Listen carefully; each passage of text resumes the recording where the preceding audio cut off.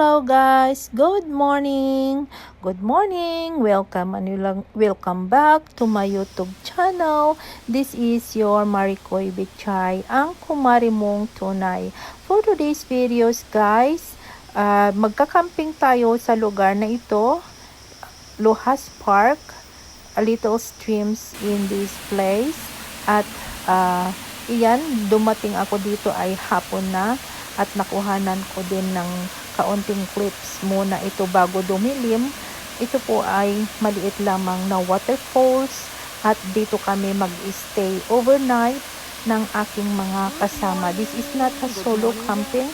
I am with friends na magka-camping for tonight. At ayan na nga po, naka-sit up na yung aming tent for tonight. And so far, naka-ready na para sa aming camping. Ayun na nga. Hammock ang aming gamit sa lugar na ito dahil mabato siya. And so far, mainit pa dito sa Hong Kong kaya mas advisable na gumamit ng hammock at mas nagugustuhan ko na talaga ang gumamit ng hammock every time that I do camping kasi nga po mas ma-relax sa pagtulog. At ayan na nga, gumabi na.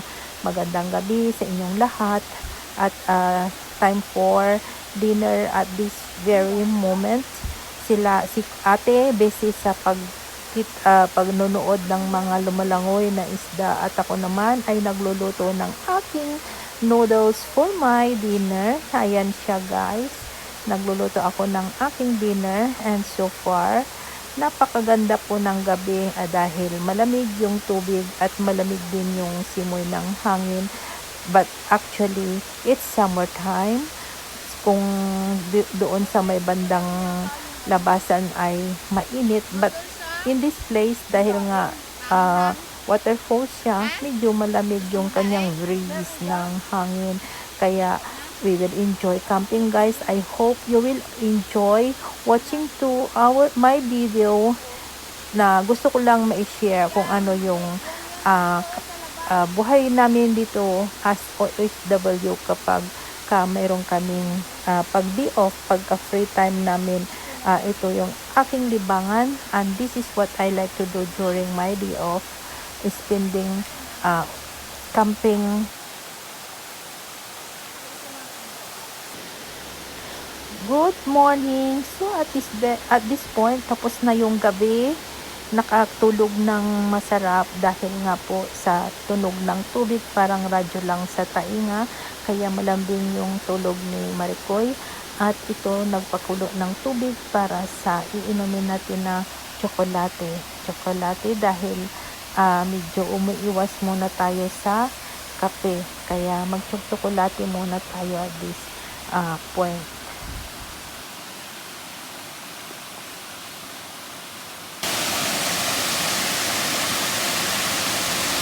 So, ayan guys, inimikos-mikos muna natin ang tsokolate para mayroon tayong maiinom. At yun na nga, ang sinasabi ko, nakatulog ako ng mahimbing dahil maganda yung tunog ng tubig na waterfall. Kaya, I hope guys na hindi kayo magsawa sa panonood ng aking mga video. Please always support me by subscribing, like, and share. And don't forget to press the bell button for your updates kapag nag-upload ako ng panibagong video.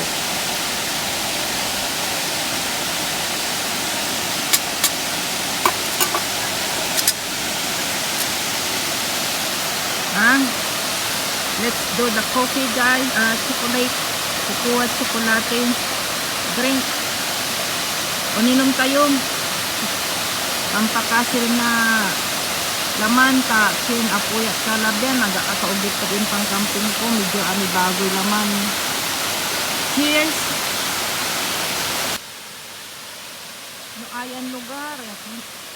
Arayan lugar so labalabay kon panistambayan no walay panaon niya makapanistambay sa makapaakal na kasaw na laman ug in pantrabaho tayo ni ginagaw-agaw pansisir di ay saray amo ay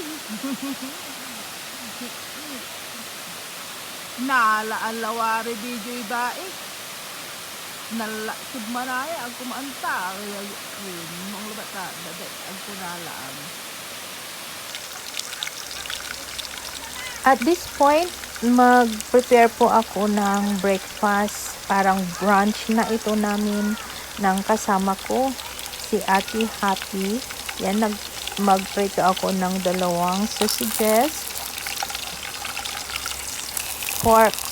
smoked pork sausages. At ayan na nga, i-prito ko ito at para magkaroon kami ng makakain para sa aming breakfast, at mayroon ding itlog at iulam namin ito sa tinapay. So I hope na hanggang ngayon ay andyan pa rin kayo na nanonood at nag-enjoy sa panonood ng aking mga video. Sorry guys kung medyo hindi ako masyadong magaling sa pagbuo pa ng aking videos dahil hindi pa ako ganun kagaling mag edit. So I hope na hindi kayo magsasawa na mag-support sa akin sa panonood ng aking video guys. Salamat sapagkat kayo pa rin ay palaging nag-support sa akin at hindi kayo nagsasawa na lagi kayo nandyan na nakasupport sa akin. Alam niyo po, sa buhay namin dito bilang isang OFW, hindi naman po kasi ganun yun kadali. Minsan malungkot din dahil malayo kami sa piling ng aming mga mahal sa buhay, kaya minsan ginagawa namin ay nagiging libangan namin yung mga ganitong gawain, katulad nga nito, mag-camping pag may time.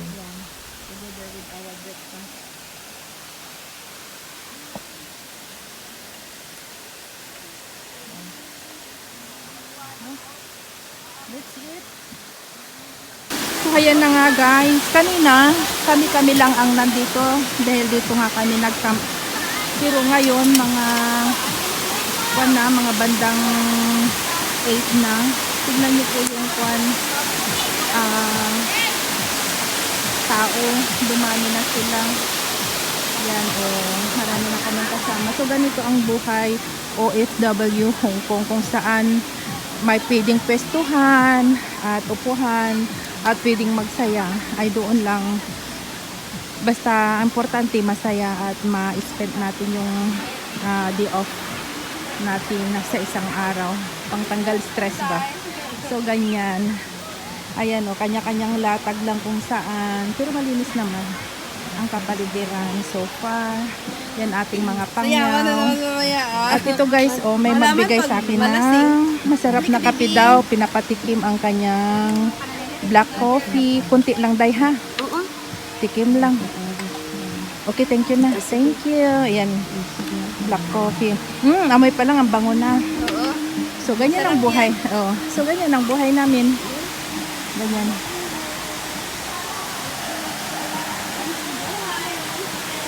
Simpleng buhay, walang stress daw. Ganyan. After stressing sa 6 days na pagtrabaho namin sa aming mga amo, so bali ito yung nagiging outlet at relaxation namin when it comes to our day off. So ganyan guys, kanya-kanyang happenings lang ba. Ayan, may mag-sit-up din ng food doon. Ayan. So, diba? Maganda.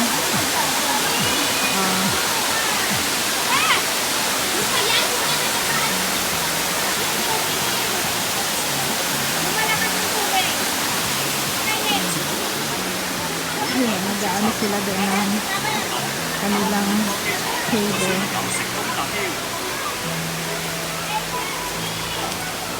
Yan, set up sila dyan.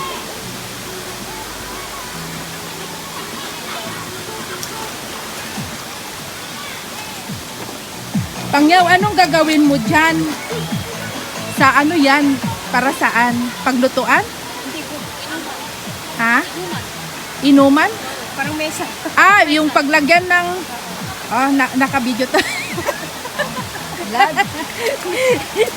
Paglagyan ng inuman, tingnan mo, ganyan talaga ang Pilipino, guys. Very creative. Pwedeng lahat gawin ng basta masaya, importante masaya. Yun, ginagawa niyang lamesa para lagyanan ng inuman. Oo, para makaupugin sila. Ganun. Parang table siya yun. Tapos mag-circle kayo dyan na magiinuman. Okay, I get it. Akala ko kanina pagpapatungan. Gagawing round table pala. Ang ganda. Ito, diba? Ang ganda. So right now, guys, I want to show you to my little kitchen. So, ito yung aking little kitchen. Yung aking upuan nandyan. Lutuan. Yung ano. At yung mga gamit ko, guys, kasi hindi tent ang ginamit ko, kundi hammock, ganyan. Mayroon ding tarp si ate doon. Ano lang, nakaganyan muna sa ngayon. Pero mamaya, aayusin ko din yan. Ililigpit ko din kasi baka mas dadami pa ang tao para may place naman sila na pag-uupuan. So, nandito kami sa my shaded area. Yung iba doon, mamaya medyo may araw na dyan, pero okay lang naman kasi maliligo naman sa waterfalls, guys. Kaya, so far so good. Thank you guys for being with me today. Thank you for watching my vlog. Another day, another vlog, another story of life. And today's story is about us, OFW Hong Kong. We are Filipino people working here in Hong Kong as a domestic helper. And this is our way of consuming our day off. Some people, you may saw them in the supermarket, in the mall, or in the park, or in the crowded city. Others maybe in the waterfalls, big waterfalls, or in the mountain trekking and hiking. For us, we are consuming our day in this place. So today, for me, I am with them. Actually, it's just acquaintance friend. Hindi ko talaga sila yung mga sa grupo ng mga friendship kasi umiba ako ngayon ng route. Nagsama ako sa big group ng aking mga pamilya dito sa Hong Kong. But my real group ay nandoon sila sa ngayon sa bundok. Nag-anap din ng malaking waterfalls, trekking and hiking. So far, ganun nga. Dahil first love naman natin talaga guys ang mag-camping. Kaya andito ako ngayon nag-camping with my friend. Three friends. At ngayon ang mga pangyaw natin ay nagdatingan. There are Filipino people also guys working as a domestic helper. And yeah, so that is the story for today. I may be babbling and talking a lot about us, the SW, but somehow Talaga ako.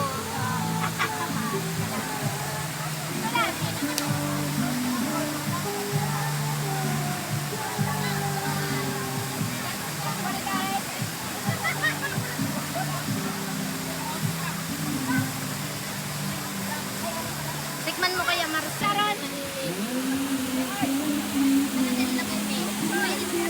Ito kaya, para sabay ang kamay ko.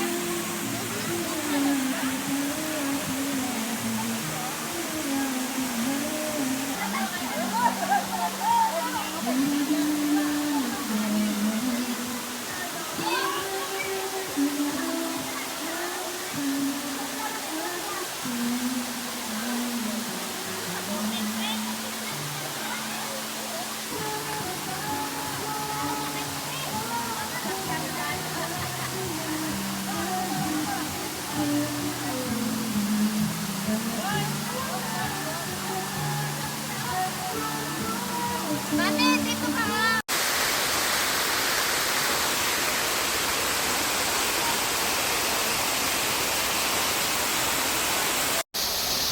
So So, ayan na nga guys, ituloy ko yung aking kinikwento. Dahil nga hindi naman madali yung buhay namin dito bilang OFW, so ito yung aking naging libangan, yung pag-camping. Pero medyo matagal ako na hindi nakapag-camp dahil wala kaming day off na magkasunod na araw. At ngayon nagkaroon ako ng pagkakataon dahil nga nagkaroon kami ng day off na magkasunod na araw. At ayan na, ganyan yung enjoyable life ni Marico, yung mauupo tapos magkakape at papanoodin natin yung daloy ng tubig sa waterfalls. Napakaganda talaga ng buhay, ng yung nagre-relax lang, parang away from the city. I-forget mo muna yung trabaho mo araw-araw na nakakapagod at magre-relax, manonood ng tubig, makikinig ng kanyang sound. Ito po ay mga nakakapagbigay sa akin ng energy on how to cope up again for another for coming days sa pagtatrabaho. Ayan, with friends, with a good company. Diba? Napakaganda. Nagre-relax lang kami na nandiyan na nakaupo at pinapanood namin itong napakagandang tubig na ito.